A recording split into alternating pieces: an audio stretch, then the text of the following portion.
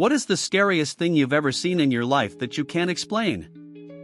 When I was a child, both my parents went to work early, so they would drop me off at my grandmother's to eat breakfast and go to school from there.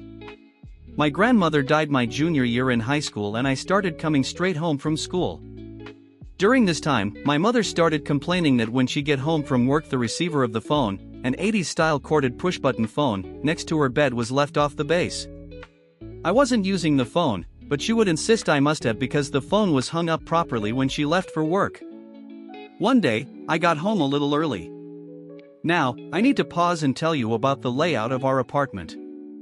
From the front door, I looked directly into the living room, dining room, the door to the kitchen, and the short halfway that led to my parents' bedroom and my bedroom. There was no other door, the windows were old-fashioned narrow casement windows with screens, and we were on the third floor. Anyway, as soon as I walked in the door, I clearly heard two footsteps in my parents' bedroom. I dropped my school bag and foolishly ran to the bedroom. It wasn't far and took only a few seconds. I got to the bedroom and no one was there. However, I immediately noticed that the receiver of the phone on my mother's bedside table was on the floor. It was placed so that the cord to the base was stretched out as far as it could go. I later tried to replicate the placement by shaking the table, tipping the phone, etc.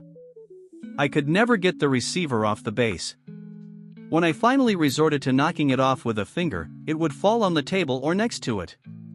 The only way I could replicate the placement of the receiver where I found it was to carefully stretch the cord, place it, and hold it for a few moments.